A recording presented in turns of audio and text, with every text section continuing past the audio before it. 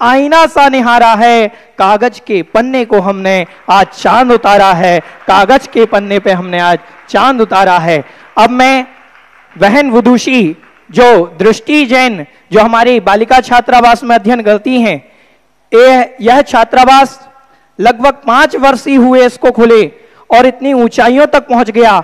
आप इन बहनों को देख करके, इनकी वक्तृत्व शैली को देख करके आप अंदाजा लगा सकते हैं कि श्रमण संस्कृति संस्थान क्या है और पूज्य गुरुदेव ने जिस श्रमण संस्कृति संस्थान को बनाया है उस श्रमण संस्कृति संस्थान के विद्वत रत्न कैसे हैं। एक एक रत्न आपके सामने यहाँ प्रस्तुत 10 दिन तक किया जाएगा। उनको देखिए, उनकी कलाएं देखिए, कितना सुंदर प्रवचन करते हैं। मैं बहन विदुषी से कहूंगा, दृष्टि जैन जो हमारी बहन है वह आज के समय साल जी पर अपनी बात रखेंगी। बहन दृष्टि जैन। नमो अरिहंताणं नमो सिद्धाणं नमो आयरियाणं नमो वत्सायाणं नमो लोये सवसाहुणं वन्दितु सर्वसिद्धे दुवममलमणोवमं गदिं पत्ते वोच्छामि समयपाहुर् मृडमोसुद केवली भणिदम्। जय बोलो देवादि देवी खचराट श्री आदिनाथ भगवान की। केवल ज्ञान साम्राज्य के युवराज संत शिरोमणि आचार्य गुरुवर्ष 100 विद्यासागर जी महामुनि राज की। हमारे परम सौभाग्य परम प्रशिक्षक समय सारी आत्मा मूलाचारी देह में विराजमान समय सारी आत्मा परम पूज्य निर्यापक श्रमण मुनि पुंगव श्री 160 सुधासागर जी महामुनि राज की। द्वादशांग जिनवाणी माता की। अहिंसा मई जैन धर्म की। सत्ता महासत्ता की खोज में कस्तूरी मृग सम हम ढूंढ रहे हैं खुद को कि खुद कब मिल पाएंगे अपने आप को। उसी बीच एक पथ प्रदर्शक की आवश्यकता होती है जो हमें पथ देगा, पाथेय देगा, सब कुछ जो पथ का निर्देशक बनेगा। इस प्रसंग में मुझे पूज्य मुनिवर श्री वीर सागर जी महाराज का एक संवाद याद आता है। जब उनसे पूछा गया कि आपने निर्यापक श्रमण मुनि पुंगव श्री सुधासागर जी महाराज से क्या सीखा, तो उन्होंने यह कहा कि पूज्य मुनि श्री निर्यापक श्रमण सुधासागर जी महाराज श्री ने क्या नहीं दिया।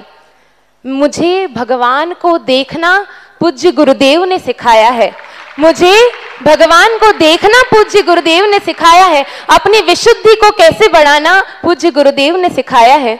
उन्होंने बताया एक बार जब वो सांगानेर में थे तो पूज्य वीर सागर जी महाराज की यह आदत थी, कोई भी अच्छी चीज हो वो लिख लेते थे। गुरुजी कुछ अच्छा बोलते वह लिख लेते थे, गुरुजी कुछ अच्छा बोले, कोई भी व्यक्ति कुछ भी अच्छा बोले वह लिख लेते थे। उस समय गुरुजी ने कुछ बात कही होगी तो पूज्य श्री ने लिख ली। लिख रहे थे, गुरुजी ने थोड़ी सी मुस्कान दी और वैसे ही शांत भाव से बैठ गए। जब वीर सागर जी ने उस मुस्कुराहट का कारण पूछा तो पूज्य गुरुदेव का वह उत्तर सुनना, वह संवाद सुनना, पूज्य गुरुदेव कहते हैं कब तक पर के आश्रित रहोगे। जिस दिन तुम निज के आश्रित हो जाओगे तुम्हें कभी शब्दों की कमी नहीं पड़ेगी, तुम्हें कभी ज्ञान की कमी नहीं पड़ेगी। बस एक बार गुरु को याद करना और उस गुरु की स्मरण से, उन गुरु के स्मरण से और इस जिनवाणी के ज्ञान से कभी चिंतन की कमी नहीं होगी। और उस दिन पूज्य श्री वीर सागर जी महाराज श्री कहते हैं उस दिन से मैंने डायरी छोड़ी और वो आज का दिन है। पूना में चतुर्मास कर रहे हैं लेकिन कभी डायरी से प्रवचन देने की उनको आवश्यकता नहीं पड़ी। ऐसे पूज्य गुरुदेव हमारे समक्ष हमें समय सार का अध्ययन करा रहे हैं, जिनके जीवन में अपनी उपादान शक्ति को इस तरह से उन्होंने जागृत किया है जिसका फल हम सभी देख रहे हैं। आप सभी यहाँ पर न्याय अधीत बैठे हो, कुछ न्याय सूत्रों को जानते हो। न्याय सूत्रों में प्रामाण्य के विषय में चर्चा हुई। क्या चर्चा? अभ्यस्त विषये तु स्वतः अनभ्यस्ते तो परतः। अभ्यस्त विषय में तो किसी भी व्यक्ति को प्रामाणिकता के लिए स्वयं की आवश्यकता होती है, लेकिन जब अनभ्यस्त विषय हो तब हमको किसी पर की आवश्यकता पड़ती है। वह पर यानी ऐसा कारण, ऐसा निमित्त जिसके कारण हमारा मोक्ष मार्ग, हमारी प्रामाणिकता प्रसिद्ध हो सके। अब ये बात नहीं समझ में आई, इसीलिए तो परम पूज्य मुनि श्री समंतभद्र स्वामी ने लिखा दृष्टांत सिद्ध्या उभयोर विवादे, मतलब दृष्टांत से सब कुछ सिद्ध हो जाता है। तो इसीलिए इसका दृष्टांत बताती हूं। पूज्य श्री ज्ञान सागर जी महाराज ने जयोदय महाकाव्य में दृष्टांत दिया है। जैसे बारिश होती है और बारिश के बाद जब पानी की धार बनती है और उसके बाद जब पानी पुनः सूख जाता है और उसके बाद जब अगले वर्ष या अगली बार जब पुनः बारिश होगी या पुनः जब उस जगह पर पानी गिरेगा, तो वहां पर जब भी पानी की धार बहेगी तो उसी दिशा में बहेगी, उसी रूप बहेगी जिस तरह का पहले पानी वहां पर बहा था। पानी तो सूख गया था ना, लेकिन कैसे? सुध परी चिदाणु भूदा, हम सुन करके आए हैं, परिचित हैं, सब कुछ हैं। इसीलिए तो कहते हैं हम ज्ञानी होकर के भी अज्ञानी हैं और अज्ञान में रह करके ज्ञान कर रहे हैं। बहुत बड़ी बात है, ज्ञानी होकर के भी अज्ञानी है। हम सबके अंदर द्रव्य शक्ति है कि हम केवल ज्ञानी बन सकते हैं, केवल दर्शनी बन सकते हैं, लेकिन फिर भी इस संसार में इस तरह से लिप्त है कि हम अपनी शक्ति को व्यक्ति रूप में नहीं ला पा रहे हैं और अज्ञान हो करके ज्ञान कर रहे हैं। अज्ञानी रह करके वही जो पिछले जन्म के मिथ्या संस्कार थे या मिथ्या बुद्धि थी, उसी कारण से हम ज्ञान कर रहे हैं और जो वह ज्ञान था उस सम्यक ज्ञान को भी मिथ्या रूप में अर्थ ले रहे हैं। इसीलिए हमें एक पथ प्रदर्शक की आवश्यकता है। आज गुरुजी ने बताई वह गाथा, कम मसुहम कुशीलम सो कम्मम चावी चाण सुशीलम केतम होदि सुशीलम जम संसारम पवेसेदी। आप सभी ने व्याकरण पढ़ी है। व्याकरण में एक परिभाषा सूत्र आता है, एक परिभाषा सूत्र आता है, वहां पे होता है न बहिरंगे अंतरंगे, न बहिरंगम मंतरंगे। अर्थात जब बहिरंग का कार्य हो और अंतरंग का कार्य भी उसी समय हो, तब हमेशा अंतरंग को प्रधानता देनी चाहिए। भले ही अंतरंग की सिद्धि के लिए कुछ ही उपाय हो और बहिरंग की सिद्धि के लिए लाखों करोड़ों उपाय क्यों ना हो, लेकिन फिर भी जब अंतरंग और बहिरंग दोनों साथ में रखे जाएंगे तो अंतरंग को पहले प्राथमिकता दी जाएगी। यह परिभाषा सूत्र कहता है। वह महर्षि पाणिनि जी का सूत्र यहाँ पर भी घटित होता है। जब कोई व्यवहाराभासी कहता है कि इस पुण्य में क्या नहीं है, इस पुण्य के कारण ही तो आप सब बैठे हो, इस पुण्य के कारण ही तो इतना बड़ा पांडाल लगा है, इस पुण्य के कारण ही तो यहाँ पे सब लोग विराजमान है, इस पुण्य के कारण ही तो हमें सब कुछ मिल रहा है, इस पुण्य के कारण क्या नहीं मिला? बताइए, क्या आप यहाँ पर बैठे हैं किसके कारण? पुण्य के कारण ना। लेकिन वह पुण्य सिर्फ भोग के लिए चाहा गया, सिर्फ सांसारिक इच्छाओं के लिए चाहा गया, तो वह पुण्य भी हेय है। आचार्य कुंद स्वामी ही कहते हैं पुण्य फला अरिहंता, कि पुण्य के फल से तो अरिहंत पद भी प्राप्त होता है। लेकिन कब? जब आज गुरुदेव ने एक प्रमुख सूत्र दिया, साध्य विहीन मिथ्या, साध्य विहीन सम्यक साधन भी मिथ्या है। कितनी बड़ी चीज है। अगर हमारा साध्य ही आत्मा का नहीं होगा, अगर हमारा साध्य ही मोक्ष का नहीं होगा, तो हम कितनी भी मुनि व्रत की, कितनी भी ब्रह्मचर्य व्रत की, कितने भी तपों की साधना कर ले, हमारे सिर्फ सांसारिक सुख हमें प्राप्त हो सकते हैं, लेकिन मोक्ष नहीं प्राप्त हो सकता, क्योंकि वह सम्यक साधन भी सम्यक साध्य के अभाव में मिथ्या सिद्ध होता है। इसीलिए व्यवहाराभासियों के लिए यही गाथा कह रही है कि पुण्य हेय है। कब? जब इस पुण्य से आप सांसारिक इच्छाएं करोगे, जब इस पुण्य को आप बिना साध्य के सिद्धि करने की कोशिश करोगे। अब बात हुई कि अगर पुण्य है तो हम क्या करें, क्योंकि यह श्रावक है, गृहस्थ है, मुनि है। यहाँ पर इस पंचम काल में छठे सातवें गुण स्थान के ऊपर हम नहीं जा सकते, और क्रियाएं तो होंगी, या तो शुभ होंगी या अशुभ होंगी, क्रियाएं तो कुछ ना कुछ होंगी ही ना। तब क्या करें? पुण्य होगी या पाप होगी? साधु पाप तो करता नहीं है, क्योंकि उनका तो सबसे परम धर्म ही यही है, अहिंसा भूतानाम जगति विदितम ब्रह्म परमम। और ऐसे अहिंसा के धर्म का पालन गुरुदेव करते हैं। इसीलिए उस पंक्ति में समझिए, उस गाथा की पंक्तियों को समझिए, जम संसारम पवेसेदी, मतलब वही क्रिया करना है, वही क्रिया करना है जो कि एक मिथ्या दृष्टि भी करता है, जो एक सम्यक दृष्टि भी कर रहा है, लेकिन एक जो है वो संसार परिभ्रमण को बढ़ा रहा है, और एक जो है वो संसार परिभ्रमण से छुड़ा रहा है। कैसे? यही बात जब परम पूज्य मुनिश्री जब परम सागर के रूप में थे, शुल्लक श्री परम सागर के रूप में, तब गुरुजी के जीवन का एक दृष्टांत याद आता है।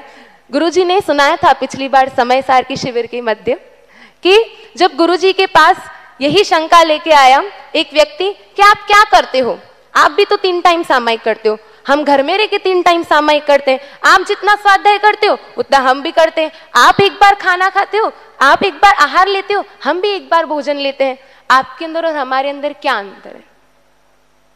दोनों की एक ही तो बात है, क्या अंतर है? महाराज जी छोटे थे, शुरुआत थी, गुरुजी ने अपने गुरुजी से पथ प्रदर्शकता मांगी कि गुरुजी मेरा पथ प्रदर्शन कीजिए। उस समय आचार्य श्री ने दोहा लिखा, सुबह में भी लाली होती, संध्या में भी लाली है, एक जगाती एक सुलाती कितने अंतर वाली है। सोचिए कि आप जो तप कर रहे हैं, बाह्यम तपः परम दुश्चरमाचरंस्त माध्यात्मिकस्य तपसः परिभ्रंगणार्थम, आचार्य समंतभद्र स्वामी ने लिखा है क्या? बाह्यम तपः परम दुश्चरमाचरंस्त, मतलब ये जो बाह्य तप है ना, वो किसके लिए है? आध्यात्मिक तप की वृद्धि के लिए है। अगर ये बाह्य तप नहीं करोगे, अगर इस परंपरा के कारण, इस व्यवहार कारण की सिद्धि नहीं करोगे, तो मैं आपसे पूछती हूं, क्या आपको निश्चय की सिद्धि कभी हो पाएगी? जो कहते हैं कि मुझे इस गुण स्थान में शुद्धोपयोग की सिद्धि होती है, गृहस्थ में रह करके मैं आत्मा का ध्यान कर सकता हूं, बस एक दृष्टांत बताना चाहती हूं कि आपको सिर्फ भोजन के बारे में सुनाया जाए कि भोजन ऐसा बना है, ऐसा बना है, ऐसा बना है, ऐसा बना है, तो क्या आपकी उस अनुभूति को सिद्ध कर पाओगे? लेकिन उसी भोजन को जब आपको चखने का सौभाग्य मिल जाए, तो मैं पूछती हूँ कि आनंद किस में आएगा? उस भोजन को चखने में या उस भोजन के बारे में सुनने में? उस भोजन को चखने में ही वह आनंद है। वह समय सार जो है वो तो उन मुनिराजों को सिद्ध होता है, जो कि इतने सारे पुण्य का वैभव भी इस तरह ठुकराते हैं। आज इतने सारे भक्त उनके समक्ष बैठे हैं, उनको कहां कहां की उपमाएं नहीं देते, किस किस की उपमा नहीं देते, लेकिन वह है बस आंखें झुकाए बैठे रहते हैं। वे आसमान से भी ऊंचे हैं और नजर झुकाए बैठे हैं। इतना पुण्य उनके पास होता है, लेकिन उस पुण्य को भी छोड़ करके वह आत्मा के ध्यान में लगे रहते हैं। यह है उनका पुण्य, और यही है इस गाथा का मूल सार कि जो 3 कारण आज गुरुजी ने बताए, एक मूल कारण, एक सहकारी कारण और एक परंपरा कारण। जब तक कारण नहीं होगा तब तक साध्य की सिद्धि नहीं हो सकती, और हमारा अगर साध्य मोक्ष है तो कारण का भी ऐसा ही क्रम होना चाहिए, क्योंकि क्रम भंग करने पर हमें सिद्धि नहीं हो पाएगी। इसी कारण से हमारे जीवन में यह जो समय सार है हमें मिला है, गुरुदेव के मुख से मिला है। मैं बस इतना ही कहना चाहूंगी, कवि माघ ने शिशुपाल वध में एक बहुत अच्छा रूपक प्रस्तुत किया है। उन्होंने कहा कि हजारों मेरू पर्वत के समान हजारों लकड़ियों को, ईंधनों को जलाने वाला भी अगर कोई अग्नि मिल जाए तो भी वो कभी सूरज की वह कभी सूरज के साथ कंपैरिजन नहीं कर सकती, वो सूरज के साथ अपनी तुलना नहीं कर सकती। वैसे ही गुरुवर, हम हजारों घंटे बोल ले, हजारों दिन इस समय सार को पढ़ ले, लेकिन जो समय सार आपने समझा है, जिस समय सार को आपने अंतरंग में उतारा है, हम कितनी भी कोशिश कर ले गुरुदेव, हम अभी नहीं कर सकते। गुरुदेव बस इतना आशीर्वाद चाहती हैं। आपने कहा था कि ब्राह्मी सुंदरी जो बनते हैं तो उनका जो ब्राह्मी सुंदरी का जीवन है उस समय साक्षात नहीं हुआ था, उस समय प्रतिफलित नहीं हुआ था जिस समय उन्होंने ब्रह्मचर्य व्रत लिया था। उनका जीवन तो तब धन्य हुआ था जिस दिन उन्होंने भगवान के समोशरण में जिन दीक्षा ली थी। हे भगवान, आपसे यही निवेदन है कि समय सार का और इस गुरुमुख से जो हमने जिनवाणी सुनी है, इसका यह फल हो कि हम सभी के जीवन में संयम प्रतिफलित हो और एक दिन हम भी समय सार को सिद्धि कर करके, जब तक हमको मोक्ष मार्ग नहीं मिले तब तक गुरुदेव आपकी शरण मिले, आपकी शरण मिले, आपकी शरण मिले। इसी मंगल भावना के साथ जय बोलो आचार्य गुरुदेव श्री विद्यासागर जी महामुनि राज की, परम उपकारी निरापक्ष मुनि पुंगव श्री 61 सुधासागर जी महाराज की। देखिए ये बेटी, बैठे रहे बेटा 1 मिनट। देखिए मैं ये कहूंगा कि इस बेटी ने इतनी छोटी उम्र में इतना सुंदर व्याख्यान, पूज्य गुरुदेव की मुस्कुराहट ही बतला रही है कि इतना सुंदर व्याख्यान समय सार जी पर करने वाली। मैं सुबह सोच रहा था बैठे बैठे कि काश वो पल हमने नहीं देखा जब भगवान आदिनाथ जी ने अपने बेटों को और अपनी दोनों बेटियों को पढ़ाया होगा, लेकिन आपको देख करके ऐसा लग रहा था कि आप आदिनाथ भगवान हैं और यहां बेटों और बेटियों को आप पढ़ा रहे हैं। ऐसा दृश्य हमने जब सुबह देखा तो आंख भर आई कि पूज्य गुरुदेव की असीम अनुकंपा से ऐसा बोल पा रही हैं। ये बहन दृष्टि, इसकी विशेषता है पूज्य गुरुदेव, इस बेटी ने आजीवन ब्रह्मचर्य व्रत स्वीकार किया है श्रमण संस्कृति संस्थान में आने के बाद। और मैं कहूं कि ये बेटी पुण्य योग के द्वारा, ये बेटी पुण्य योग के द्वारा गुरु चरण में आई है। सच तो ये है ये बेटी जिनवाणी की परछाई है, सच तो ये है ये बेटी जिनवाणी की परछाई है। मैं बहुत सुंदर,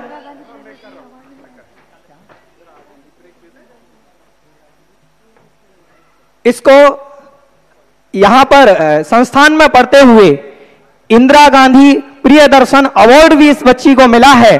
तो ये सौभाग्य है।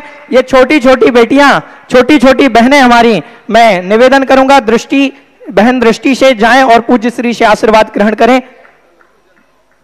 अब मैं निवेदन करूंगा भैया से आगे के कार्यक्रम का संचालन।